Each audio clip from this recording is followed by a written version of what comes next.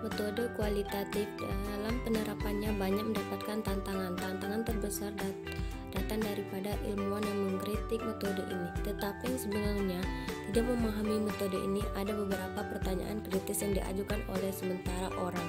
Tantangan kehandalan, keabsahan, dan keilmiahan metode ini. Masalah pertama, tantangan apakah hasil penelitian kualitatif ini dapat digeneralisasi atau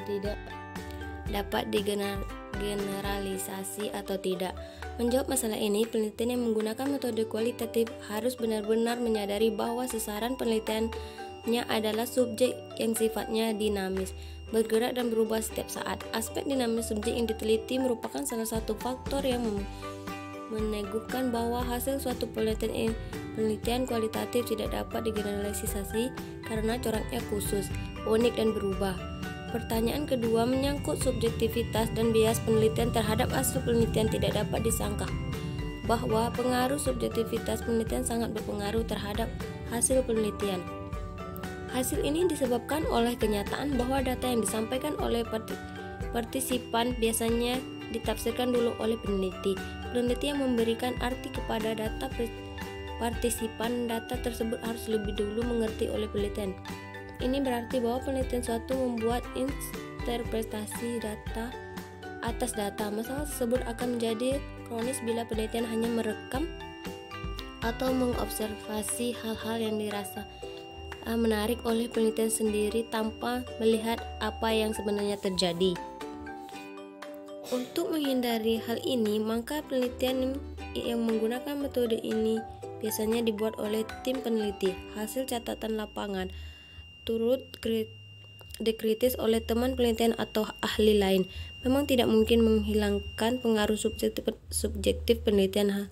Hal yang dapat dilakukan sebaiknya dalam bagaimana menggunakan pengaruh subjektif tersebut secara profesional dan dapat bertanggung jawab.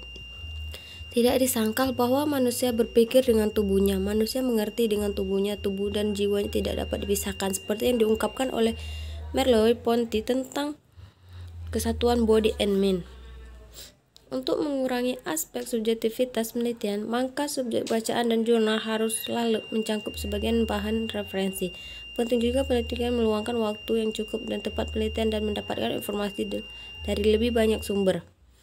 Membuat penelitian awal selalu dianjurkan sehingga penelitian sudah dapat mendapatkan gambaran sementara yang cukup tentang topik yang akan diteliti. Penelitian juga harus menyadari bahwa hasil penelitian harus dapat memberi kontribusi kepada ilmu pengetahuan dan bukan hanya sekedar penggambaran fakta atau realitas. Pertanyaan ketiga adalah apakah kehadiran penelitian akan berpengaruh pada partisipan. Tidak disangka bahwa kehadiran penelitian akan berpengaruh terhadap sikap subjek dan yang diteliti, tetapi harus tetap dipegang bahwa penelitian harus mendapatkan data sealamiah mungkin. Memang jika penelitian memperlakukan partisipan sebagai subjek penelitian, maka mereka akan bersikap sebagai subjek penelitian.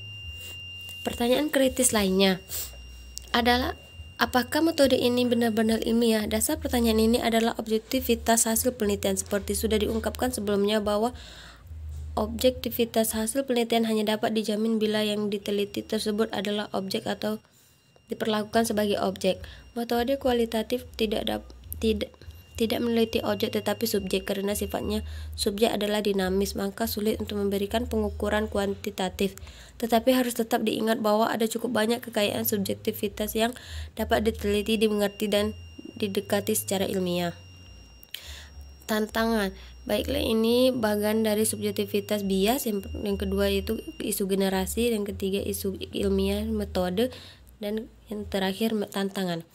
Kritikan yang sangat tajam tentang metode ini seringkali disampaikan oleh para ilmuwan yang tidak memahami atau mempelajari metode ini tetapi berpartisipasi bahwa mereka telah mengetahui dengan sungguh-sungguh. Apabila kritikan tersebut datang dari seorang atas guru terbesar suatu perguruan tinggi dan hanya diaminkan begitu saja oleh para mahasiswa yang tidak berpikir kritis.